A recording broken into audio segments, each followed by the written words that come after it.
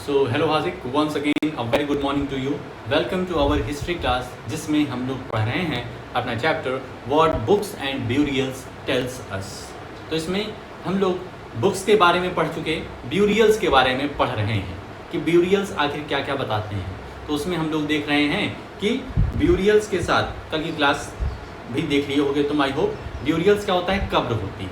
तो कब्र किस तरीके से स्ट्रक्चर की गई है पुराने ज़माने में, और उसको हम देख रहे हैं। और एक ही कब्र में मतलब सेम फैमिली के लोग दफन किए जा रहे हैं, मतलब वहाँ पे कुछ होल्स बना करके उसी में जो नेक्स्ट लोग आ रहे हैं उसी में उनको रखा जा रहा है। ठीक है, तो आज इसी को हम लोग आगे बढ़ाते हैं, इसी चैप्टर को। और आज जो रिमेनिंग दो टॉपिक हैं जो हम लोग सोचे थे कि क्लास में डिस्कस कर लेंगे शाम की, तो तुमने कहा नहीं सर ऐसा नहीं चलने वाला है, आपको क्या करना पड़ेगा, वीडियो ही बनानी पड़ेगी।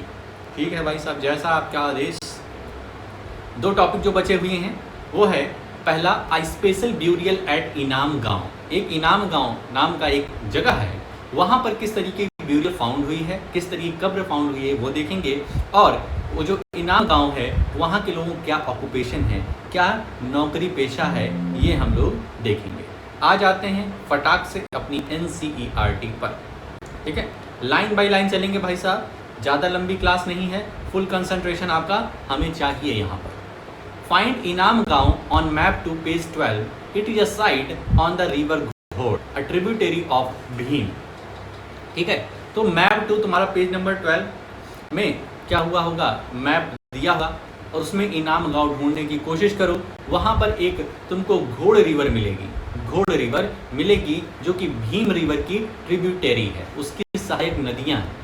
It was occupied between 3600 and 2700 years ago। ठीक है, ये लगभग 3600 से 2700 साल पहले की बात है। Here adults were generally buried in the ground, laid out straight with the head towards the north। यहाँ पर क्या फाइंड हुआ है कि जो एडल्ट्स हैं, जो नवयुवक, अगर उनकी डेथ हुई है तो उनको क्या हुआ, स्ट्रेट लिटाया गया है और नॉर्थ की तरफ उनका सिर है और साउथ की तरफ उनका पैर है। इस तरीके से जब वो डेथ हो जाती है तो इस तरीके से वहाँ पर ब्यूरियल मिली है। Sometimes burials were with in the houses, और कभी कभी क्या है कि किसी के घर में उसकी कब्र बनाई जा रही है। ठीक है, मतलब फैमिली मेंबर कब्र उन्हीं के घर में फाइंड हो रही है। Vessels that probably contained food and water were placed with the dead। मतलब उस डेड बॉडी के साथ कुछ खाने पीने की चीज़ें भी, खाने पीने कंटेनर भी मिल रहा है। इसका मतलब इनाम गांव के लोग सोचते थे कि मान लीजिए ख़त्म हो गया है, थोड़ी बहुत हो सकता है जान आ जाए, हो सकता है आत्मा इसके अंदर फिर घुस जाए, तो इसको भूख लगेगी तो बगल में जो डब्बा रखा है बिस्कुट का, चिप्स का, भूत चिप्स का, उससे वो खा लेगी। ठीक है, ऐसा इनाम गांव के लोग का सोचना हो सकता है भाई, इसीलिए वो लोग भाई डेड बॉडी के बगल में खाना रखने की क्या जरूरत है, लेकिन उनकी सोच हो सकता है ये रही हो। One man was found buried in a large 4-legged clay in the courtyard of 5-roomed house, one of the largest house at the site in the center of the settlement। एक आदमी तो भाई साहब एक क्ले जार, मतलब जो अगर तुम देखे हो मम्मी, एक मम्मी आती हैं, मम्मी होती हैं जो कि देखे होगे एक कई सारी मूवीज़ में कि पूरे शरीर में उनका कपड़ा लिपटा रहता है। शायद क्रिश्चियन में शायद है, हम कंफर्म नहीं हैं। क्रिश्चियंस में क्या होता है, शायद कपड़े लपेट करके एक बॉक्स में भर देते हैं। ठीक है, उसको क्या कहते हैं, कुछ कहते हैं। ठीक है, तो कुछ बॉक्स ऐसे रहता है, उसमें इनको लिटा दिया जाता है और पूरे शरीर में कपड़े जैसे पट्टी बांधी जाती है उस तरीके से बांध दिया जाता है।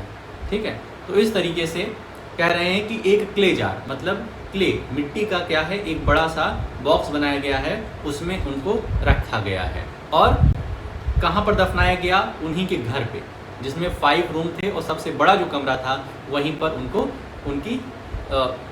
उनको बरीड किया गया, उन्हीं को वहीं पे गाड़ दिया गया। This house also had a granary, the body was placed in a cross legged position. इस हाउस में ग्रेनरी भी थी। ठीक है, और इनका जो लेग है, लेग की पोजीशन जो है वो क्रॉस थी, मतलब पैर सीधे नहीं थे, पैर इस तरीके से बांध दिए गए, ठीक है। तो कुछ मान्यता रही होगी इनाम गांव के लोगों की। Do you think this was the body of a chief? Give reason for your answer. क्या लगता है कि ये जो बॉडी रही होगी जो क्ले जार में रखी गई है, जिसके जो क्ले जार में 4 लेग हैं, ठीक है, ये जो जार है इसमें 4 लेग हैं, जिस तरीके से बक्सा वगैरह होता है घरों में उस तरीके से है। तो क्या तुम्हें ये लगता है कि हो सकता है ये किसी राजा की कब्र रही, ठीक है। What skeleton studies tell us? It is easy to make out the skeleton of child from its small size. However, there are no major differences in the bones of a girl and a boy. भाई हम पहचान सकते हैं कि ये छोटे बच्चे का स्केलेटन है कि बड़े का, भाई उसके हड्डियों के साइज से हम ये बता सकते हैं। Can you make out whether a skeleton was that of a man or a woman? लेकिन भाई साहब ये बता पाना कि स्केलेटन मैन का है कि वुमेन का है, तो उसमें हम थोड़ा सा कमज़ोर हो जाएंगे, उसमें हम बता नहीं पाएंगे, उसमें कन्फ्यूज रहेंगे। Sometimes people decide on the basis of what is found with the skeleton. Skeleton के साथ क्या क्या फाइंड हुआ है, उसके साथ कौन कौन सी चीज़ें फाइंड हुई है, उसके आधार पर कभी कभी एजम्पशन लगाए जाते हैं। For instance, if a skeleton is found with jewellery, it is sometimes thought to be that of women. ऐसा माना जाएगा कि अगर स्केलेटन के साथ कुछ हमें क्या है, ज्वेलरी फाइंड हुई है, ज्वेलरी वगैरह है उसके साथ, तो हम ये कह सकते हैं कि हाँ हो सकता है वुमेन रही हो। लेकिन भाई साहब मर्द भी शौकीन होते हैं आभूषण के, ठीक है। मर्द भी कभी कभी क्या पहनते हैं, अंगूठी पहनेंगे, चेन पहनेंगे, कड़े पहनेंगे और कान वगैरह में भी पहनते हैं, कुंडल वगैरह। तो इससे बता पाना बहुत ही मुश्किल है भाई। ऑर्नामेंट दोनों लोग पहनते हैं, आजकल लड़के भी पीछे नहीं हैं ये सब पहनने में, जेवर वगैरह। A better way of figuring out the sex of skeleton is to look at the bone structure. The hip or the pelvic area of women is generally larger to enable childbearing. ये बहुत ही important point लिखा हुआ है।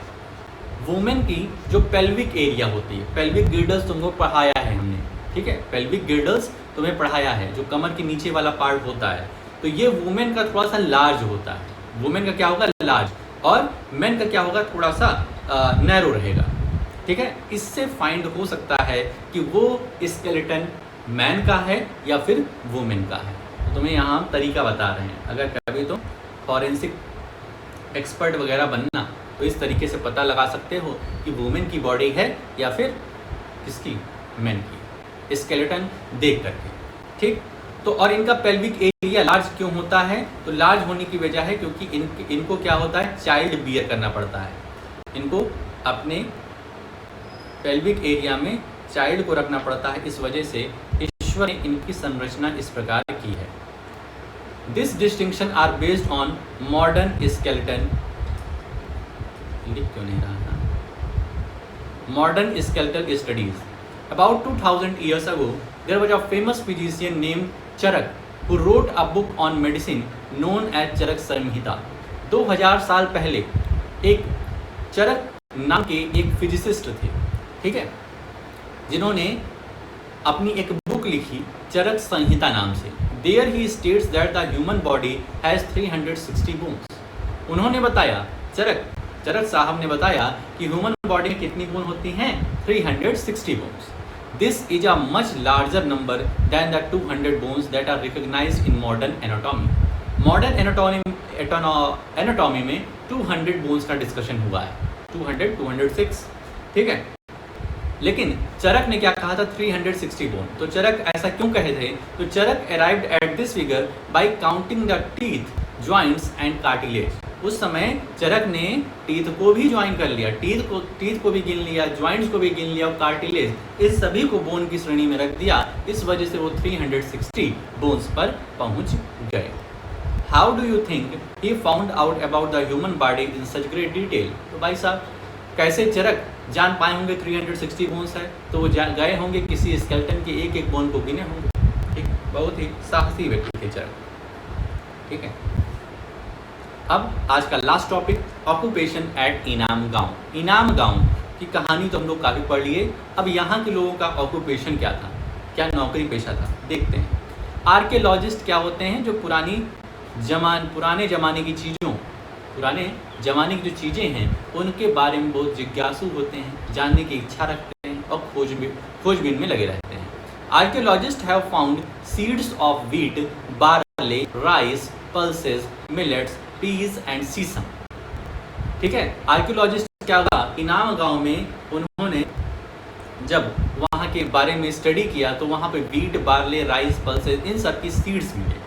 Bones of number of animals, many bearing cut marks that show they may have been used as food have also been found। वहाँ पर इनको कई मतलब एनिमल्स, अलग अलग एनिमल्स की बोन भी दिखाई दी जिस पर कट मार्क लगे हुए थे, मतलब जिस पर दांत के निशान लगे हुए थे। तो इससे क्या क्लियर हुआ कि वहाँ के लोग बोन्स भी खाते पीते थे, मतलब नॉन वेजिटेरियन भी थे।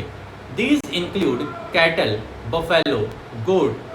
अब तुम कहोगे सर नॉन वेजिटेरियन हड्डी थोड़ी खाते हैं, तो भाई साहब पहले के लोग, ठीक है, पहले के लोग इस तरीके से नहीं करते थे, बस डायरेक्ट पूरा भूनते थे और जब उसको खाए रहते तो ऊपर के जो मांस वगैरह होते उसको खाते थे तो उनका दांत वगैरह उसमें लग जाता था। इतने साफ तरीके से कट नहीं करते जैसे आज कट किए जाते हैं। These include cattle, buffalo, goat, sheep, dog, horses, ass, pig, sambar. Sambar भी एक क्या है, एक एनिमल है। तुम शायद क्लास 4th में सांभर के बारे में पढ़े थे, ठीक है, इंग्लिश में पढ़ाया थे हमको। Sambar, spotted deer, black buck, antelope, hare and mongoose, besides birds, crocodile, turtle, crab and fish. तो ये सब एनिमल्स के वहाँ पर हड्डियाँ पाई गई। There is evidence that fruits such as बेर, आमला, जामुन, dates and a variety of berries were collected। वहाँ पर कुछ फ्रूट्स के भी एविडेंस देखने को मिलते हैं, जैसे बेर, आमला, जामुन, डेट्स और वैरायटी ऑफ अलग अलग प्रकार की बेरीज भी देखने को वहाँ मिलती हैं। Use this evidence to list the possible occupation of the people at Inamgaon. मतलब ये डायरेक्ट ऑक्यूपेशन नहीं बताए हैं, इन्होंने बताया कि वहाँ पर क्या क्या चीज़ें मिली।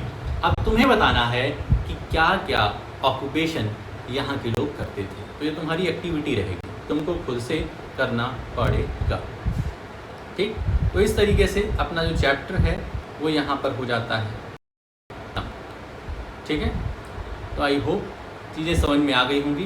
तुमको बस प्रॉपर एक रीडिंग करनी है और बीच बीच में जो भी क्वेश्चन दिया है, एक्टिविटी दिया है, मैप देखने के लिए कहा हूँ, तो उसको देख करके शाम की क्लास में हमें ज़रूर बताओ कि तुमने क्या फाइंड किया। ठीक है, तो आज की इस वीडियो में हम लोग इतना ही रखते हैं, मिलते हैं नेक्स्ट वीडियो में। ओके।